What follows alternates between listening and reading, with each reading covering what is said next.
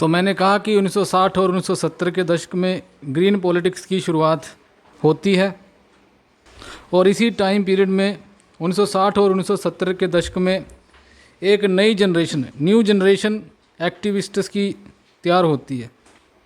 NGOs में जो activist हैं, नॉन गवर्नमेंटल ऑर्गेनाइजेशन, गैर सरकारी संगठनों में काम करने वाले कार्यकर्ता, तो ऐसे गैर सरकारी संगठन आना शुरू हो जाते हैं जो पर्यावरण की बातें करते हैं।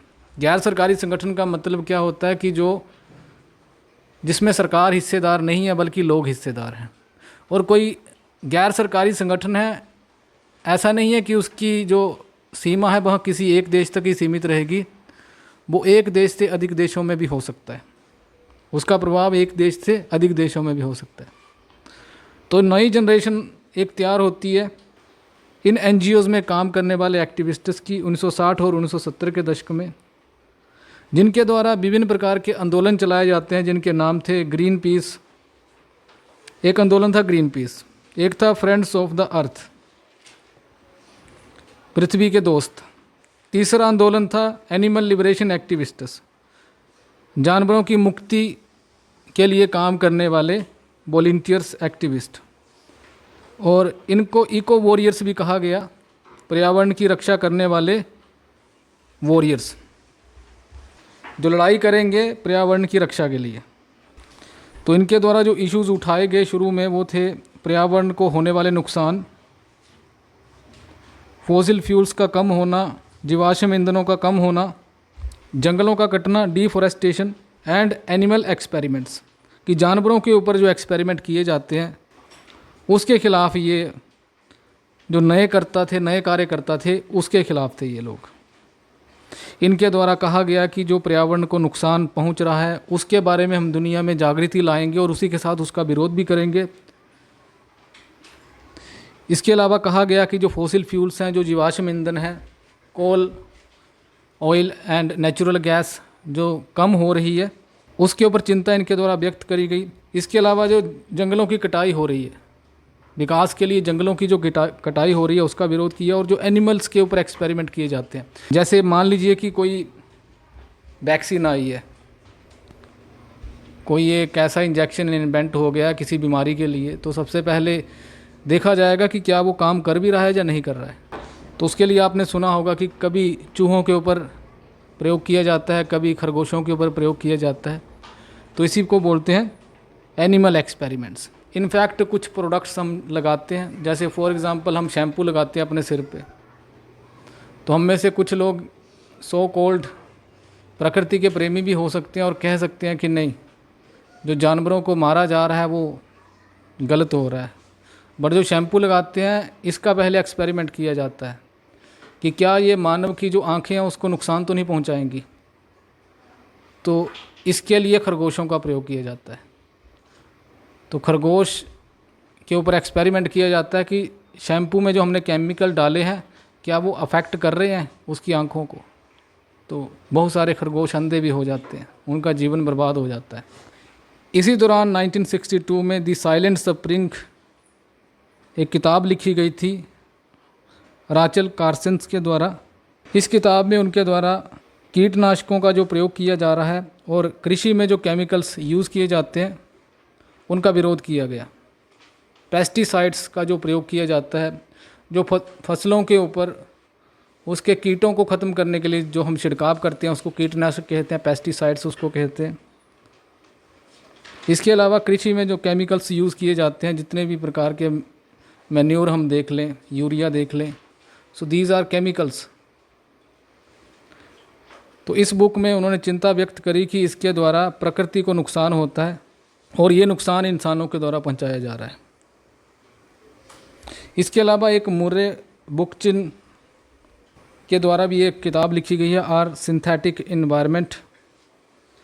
सिंथेटिक का मतलब होता है जो प्राकृतिक नहीं होता बल्कि मैन मेड होता है, आर सिंथेटिक इन्वायरमेंट। 1962 में ही इनके द्वारा भी किताब लिखी गई थी, जिसमें इनके द्वारा भी चिंता व्यक्त करी गई थी कि पेस्टिसाइड्स, कीटनाशक, फूड एडिटिव्स का मतलब है कि जो हम खाना वगैरह बनाते हैं उसमें जो उसको कभी कभार अच्छी स्मेल के लिए, अच्छे रंग के लिए जो हम केमिकल्स वगैरह यूज़ करते हैं उसी को फूड एडिटिव्स बोला जाता है। इसके अलावा एक्सरेज, इन चीज़ों के ऊपर इनके द्वारा चिंता व्यक्त करी गई। और एक्सरेज के द्वारा तो इंसान को बीमारी हो सकती है, इनफैक्ट कैंसर भी हो सकता है। तो ये 2 किताबें आई थी जिसमें इन इश्यूज़ को उठाया गया था। और उसी दौरान दुनिया के अंदर इन्वायरमेंट की बात करने वाले कार्यकर्ता आते हैं जिन्होंने खुद को इको वॉरियर्स बोला। अलग अलग नामों से इन्होंने अपने आप को संबोधित किया और बाकी लोगों ने उनको संबोधित किया। शुरू के टाइम में एक जागृति फैलती है। 1972 में ही हमने देखा होगा कि स्टॉकहोम कॉन्फ्रेंस, पहली कॉन्फ्रेंस इन्वायरमेंट के लिए अंतर्राष्ट्रीय स्तर पर स्टॉकहोम कॉन्फ्रेंस करी गई थी। तो 1980 के बाद पर्यावरण से संबंधित जितने भी जो इश्यूज़ थे वो उठाए गए इन NGOs के द्वारा, इनके कार्यकर्ताओं के द्वारा। इनफैक्ट कुछ देशों में इन्वायरमेंट के इश्यूज़ को लेकर पॉलिटिकल पार्टीज़ भी बन जाती हैं, राजनीतिक दल भी बन जाते हैं। उनके द्वारा अपने आप को फुली डिवोट किया जाता है कि हमारा प्राइमरी मकसद पर्यावरण को बचाना है। तो इस रेस में सबसे पहले जर्मनी में सबसे पहले पर्यावरण के इशू को लेकर पार्टी बनती है। जर्मन ग्रीन्स इनको कहा जाता है। तो जितनी भी जो इंडस्ट्रियलाइज्ड कंट्रीज़ थी, तो इंडस्ट्रियलाइज्ड कंट्री कौन कौन सी थी जहाँ पर औद्योगिकरण हो चुका था? United kingdom, France, Germany, Spain, in fact America को भी रख सकते हैं। तो जिन देशों का औद्योगिक विकास हो चुका है, अब वहाँ पर पार्टीज़ बनती हैं इसी दौरान, ग्रीन पार्टीज़ जिनको कहा जाता है, जिनका मकसद था इन्वायरमेंट को प्राइमरी रखना, इन्वायरमेंट के इश्यूज़ उठाना। और इन्होंने कहा कि हम चुनाव भी इन्वायरमेंट के इश्यूज़ के ऊपर ही लड़ेंगे। इंडस्ट्रियलाइज्ड ये कंट्रीज़ थी और इस दौड़ में सबसे आगे जो था वो जर्मनी था। जर्मन ग्रीन्स इनको कहते हैं। जर्मनी के अंदर कुछ लोग इकट्ठे होते हैं और कहते हैं कि हम एक ऐसा राजनीतिक दल बनाएंगे जिसका मकसद पर्यावरण को बचाना होगा। तो अब आप ये समझ सकते हैं, इनफैक्ट कनाडा में जाएंगे आप, अमेरिका में जाएंगे तो वहाँ पर ऐसे लोग आपको दिखेंगे, ऐसी राजनीतिक दल आपको दिखेंगे यूरोपियन कंट्रीज़ में जो पर्यावरण की बात कर रहे हैं। अब यदि कभी कभार हम कंपैरिजन भी करते हैं आगे बढ़ने से पहले कि तीसरी दुनिया के जो देश हैं, एशिया, अफ्रीका और लैटिन अमेरिका के देश, यहाँ पर हमें ऐसे ग्रीन पार्टीज़ देखने को नहीं मिलती है। तो अक्सर इंडिया में या ऐसी तीसरी दुनिया के देशों में जो अभी विकासशील हैं या अविकसित हैं, इसमें हमें ऐसे दल देखने को मिलते हैं कि जाति के आधार पर दल बन गया होगा, धर्म के आधार पर दल बन गया होगा। So there is a huge difference. एक थिंकिंग में भी बहुत ज़्यादा फ़र्क है कि धर्म के लिए लोग लड़ रहे हैं, है ना, धर्म के आधार पर कोई पॉलिटिकल पार्टी बनाई गई है और लोगों को भड़काया जा रहा है। ऐसा होता ही, आप चुनावों में देखते ही होंगे अक्सर। तो सिर्फ धर्म के आधार पर पार्टी बनाकर और लोगों को भड़काकर, तो देयर इज़ डिफरेंस तीसरी दुनिया के देशों में और इन इंडस्ट्रियलाइज्ड डेवलप्ड कंट्रीज़ में फ़र्क है। सो तीसरी दुनिया के देशों में एक समस्या ये रही है कि यहाँ पर जा तो डेमोक्रेसी होगी ही नहीं। तीसरी दुनिया के देशों में सबसे बड़ी कमी क्या है? जा तो लोकतंत्र होगा ही नहीं, क्योंकि लोकतंत्र को अक्सर 2 पॉइंट के साथ जोड़ के देखा जाता है। किसी भी लोकतंत्र की सफलता के लिए वहाँ पर गरीबी कम होनी चाहिए और लोगों को एजुकेशन का जो लेवल है वो हाई होना चाहिए। तो मुख्यतः गरीबी के साथ ही इसको जोड़ के देखा जाता है। जिन देशों में ज़्यादा गरीबी है उसमें लोकतंत्र सफल नहीं हो पाता। जैसे 1945 के बाद बहुत से देश आज़ाद हुए, इंडिया भी आज़ाद हुआ, बट बहुत से देशों में जो लोकतंत्र अपनाया गया था वो डिसअपीयर हो गया समय बीतने के साथ। तो एक तो तीसरी दुनिया के देशों में डेमोक्रेसी होती ही नहीं है, बहुत कम होती है, और इंडिया उसकी एक एक्सेप्शन है। हालांकि इंडिया की जो क्वालिटी ऑफ डेमोक्रेसी है इसके ऊपर भी क्वेश्चन मार्क लगता है, but India is an exception जो आज तक सर्वाइव कर रही है एज ए डेमोक्रेटिक कंट्री। और अगर ऐसे तीसरी दुनिया के किसी देश में लोकतंत्र पाया भी जाता है तो सबसे बड़ी दिक्कत ये है कि यहाँ पर कम्युनल इश्यूज़ ज़्यादा पाए जाते हैं, सांप्रदायिक इश्यूज़ ज़्यादा पाए जाते हैं, जाति के आधार पे पाए जाते हैं। और जब हम इन कंट्रीज़ की बात करते हैं तो किस लेवल तक ये पहुँच गए हैं, ग्रीन पॉलिटिक्स की बात कर रहे हैं। पर एक एस्पेक्ट हमें ये भी समझना पड़ेगा कि अगर ये लोग ग्रीन पॉलिटिक्स की बात कर रहे हैं तो ये उस लेवल तक पहुँचे भी हैं। यहाँ पर इंडस्ट्री स्थापित हुई, फिर वहाँ उद्योगों का विकास हुआ, फिर वहाँ के जो कैपिटलिस्ट थे उनको लगा कि अभी देश की मार्केट से हमारा पेट नहीं भर रहा, तो हम दुनिया में जाना चाहेंगे। वहाँ की सरकारों के उनके द्वारा प्रेशराइज़ किया गया कि आप हमें दूसरे देशों में जाने के लिए अलाउ कीजिए। तो इस तरीके से ईस्ट इंडिया कंपनी जैसी कंपनीज इंडिया में आ जाती है अपने प्रोडक्ट को बेचने के लिए। मार्केट को ढूंढते ढूंढते तो सारी दुनिया, लगभग तीसरी दुनिया के देश इनके गुलाम बन जाते हैं। ये जो देश हैं इंडस्ट्रियलाइज्ड कंट्रीज़ जैसे Germany, France, Spain, United kingdom, क्योंकि यहाँ पर औद्योगिक विकास हो चुका है और लोगों के पास बहुत ज़्यादा पैसा है, इनके द्वारा जैसे इंडस्ट्रियलाइजेशन होता है तो एजुकेशनल इंस्टीट्यूशंस बनाए जाते हैं, अच्छी हेल्थ सुविधाएं इनको मिलती हैं, लोगों का जो लेवल ऑफ एजुकेशन है वो बहुत हाई हो जाता है। और समय बीतने के साथ जैसे ही कुछ पर्यावरण से संबंधित समस्याएं आती हैं तो सबसे पहली इन्फॉर्मेशन इन्हीं देशों में मिलती है। अब वहाँ के लोग पढ़े लिखे हैं तो इनको पता है कि पर्यावरण के कारण ये नुकसान हो रहा है, तो इसलिए ये आंदोलन मुख्य रूप से यहीं से चलते हैं। तो हमें ये भी समझना पड़ेगा कि अगर हम इस चीज़ की तारीफ़ करते हैं कि इंडस्ट्रियलाइज्ड कंट्री में ग्रीन पॉलिटिक्स की बात होती है, बड़ी ज़बरदस्त बात है, तो हमें उसके साथ ये भी समझना पड़ेगा कि इन्हीं के द्वारा इंडस्ट्रियल डेवलपमेंट सबसे ज़्यादा करी गई है। तो ये एस्पेक्ट भी इसमें आता है। तो ये थोड़ा सा उससे थोड़ा हटके था, अब इसको कंटिन्यू करते हैं। तो ग्रीन जो पॉलिटिक्स की शुरुआत इन देशों में हो जाती है, सबसे पहले जर्मनी में होती है, फिर बाकी दूसरे देशों में पर्यावरण इश्यूज़ के लिए राजनीतिक दल बन जाते हैं। ये जो मूवमेंट चल रहे थे, ये जो आंदोलन चल रहे थे, इनके द्वारा बहुत सारी समस्याएं पर्यावरण से संबंधित उठाई जाती हैं, जिसको यदि हम क्लब करें, यदि हम जोड़ दें तो मुख्य रूप से 3 प्रॉब्लम्स बनती है। पहली प्रॉब्लम आती है रिसोर्स प्रॉब्लम्स, संसाधनों की समस्या। तो सबसे पहले हमें प्राकृतिक संसाधनों को बचाना है। कौन से प्राकृतिक संसाधन? नॉन रिन्यूएबल रिसोर्सेज, अनवीकरणीय संसाधन, जिनकी एक मात्रा सीमित है, जो एक समय के बाद ख़त्म हो जाएंगे, जैसे कोयला, ऑयल, नेचुरल गैस। तो इनकी मात्रा सीमित है, ये एक समय के बाद ख़त्म हो जाएंगे, इसलिए हमें इनको बचाना है। नवीकरणीय संसाधन, ऐसे संसाधन जो रिन्यू हो सकते हैं, जो डिप्लीट नहीं होंगे, पर उससे ऊर्जा बनाई जा सकती है।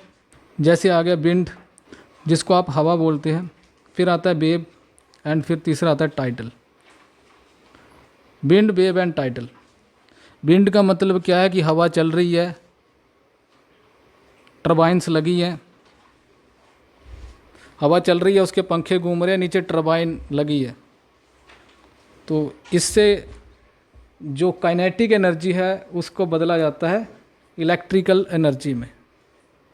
काइनेटिक एनर्जी कैसे पैदा होती है? जब कोई वस्तु मूवमेंट में होती है उसको बोलते हैं, उसके द्वारा काइनेटिक एनर्जी पैदा करी जाती है। तो जो हवा है वहाँ मूवमेंट में है तो काइनेटिक एनर्जी है।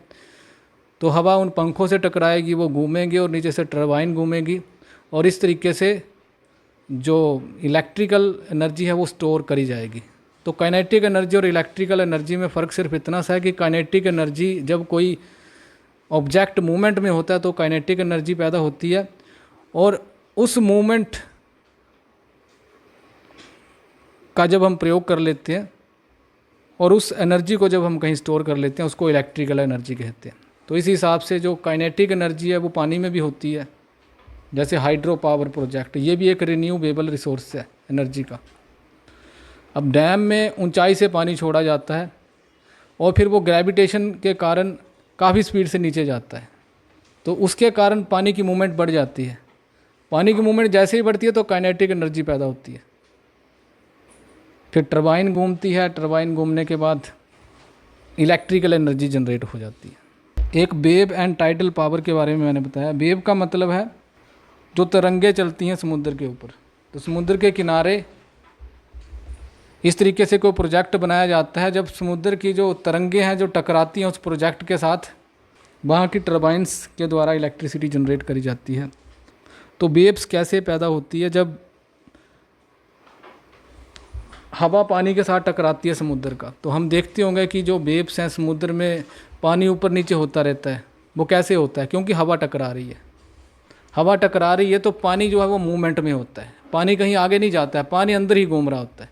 हवा टकराई और पानी अंदर ही घूम रहा है, वो घूम के वो दूसरी जगह पे आ जा रहा है। तो इसी को बोलते हैं वेव। तो wind, wave and tidal power,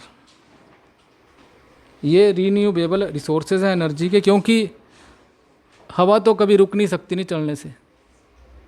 दूसरा जो वेव्स हैं, हवा पानी के साथ टकराती जाएगी समुद्र के, तो वेव्स जनरेट होती रहेंगी।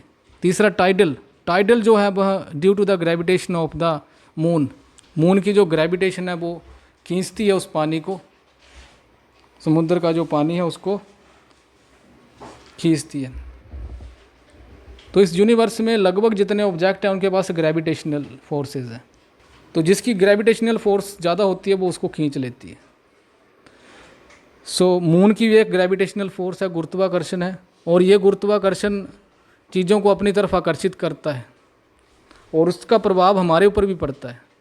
सूरज का भी एक गुरुत्वाकर्षण है जो हमें खींचता है, परंतु पानी जो है, पानी को जब वो खींचता है तो पानी ऊपर की तरफ जाता है, तो वहीं से टाइड्स जनरेट होती है। टाइड्स भी एक प्रकार की तरंगे ही हैं, पर ये तरंगे सूरज और चंद्रमा की जो ग्रेविटेशनल होती है, जो अपनी तरफ पुल कर रही है, अपनी तरफ खींच रही है, उसी को बोला जाता है टाइडल, उसी को टाइडल बोला जाता है। और जब उससे एनर्जी जनरेट होती है, ऑब्वियस सी बात है, जब उन तरंगों को खींचा जाएगा तो वो फिर पृथ्वी की ग्रेविटेशन भी तो उसको खींच रही है, दोनों तरफ से खींचा जा रहा है, एक ऊपर को खींच रहा है, दूसरा नीचे को खींच रहा है, तो एक तरंग बन जाती है वहाँ पे।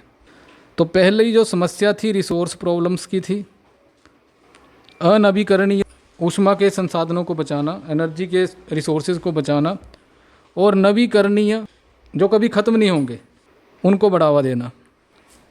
जैसे सूरज को भी आप कह सकते हैं रीन्यूएबल रिसोर्सेज।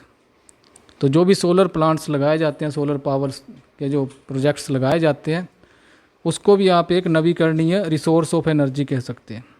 दूसरा पॉइंट आता है कि जो रिसोर्स की जो प्रॉब्लम्स है इसको कैसे बचाया जा सकता है। रिड्यूसिंग पॉपुलेशन ग्रोथ, जनसंख्या की वृद्धि को रोककर। जनसंख्या ज़्यादा होगी तो ज़्यादा लोग गाड़ियाँ चलाएंगे, जनसंख्या ज़्यादा होगी तो ज़्यादा लोगों को फर्नीचर की ज़रूरत पड़ेगी, तो ज़्यादा पेड़ काटे जाएंगे। जनसंख्या ज़्यादा होगी तो ज़्यादा वस्तुओं की ज़रूरत होगी और उतना ही प्रकृति का दोहन होगा। इसलिए प्रकृति के शोषण को बचाने के लिए पॉपुलेशन की जो ग्रोथ है उसको कम करना पड़ेगा। इसके अलावा जो व्यक्ति के द्वारा कंजप्शन करी जाती है, रिसोर्स की जो कंजप्शन करी जाती है उसको कम करना पड़ेगा। जिसका मतलब ये है कि यहाँ पे महात्मा गांधी वाला डायलॉग आ जाता है कि प्रकृति के द्वारा आपकी ज़रूरतों के लिए तो बहुत कुछ है, बट आपकी लालच के लिए कुछ, सारी दुनिया भी कम पड़ जाएगी। तो इसलिए कंजप्शन जो है वो कम से कम करनी है। किसी व्यक्ति के द्वारा जो उपभोग करना है वस्तुओं का वो कम से कम करना है।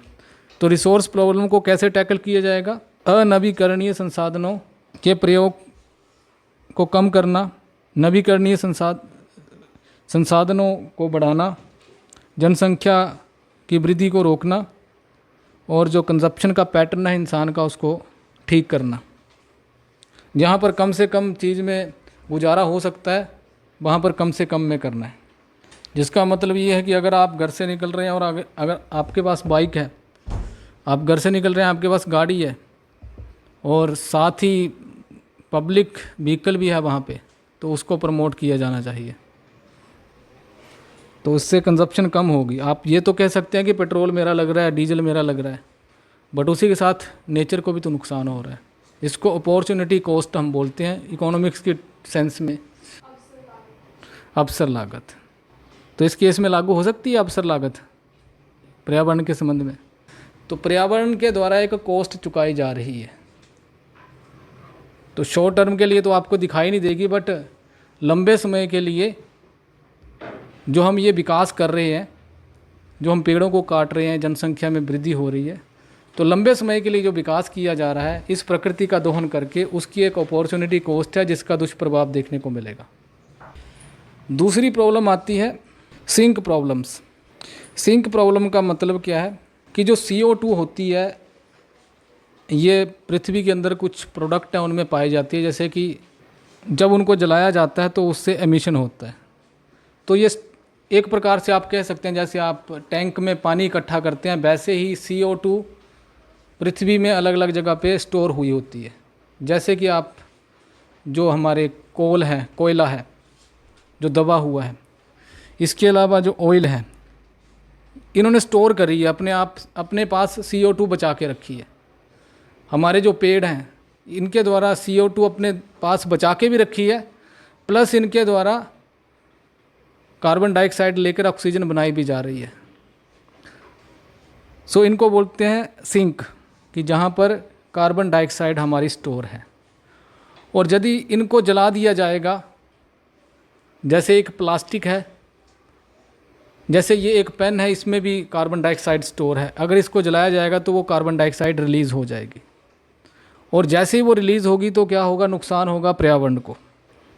तो इसके लिए, इस प्रॉब्लम को टैकल करने के लिए समाधान बताए गए हैं कि जो भी वेस्ट प्रोडक्ट्स हैं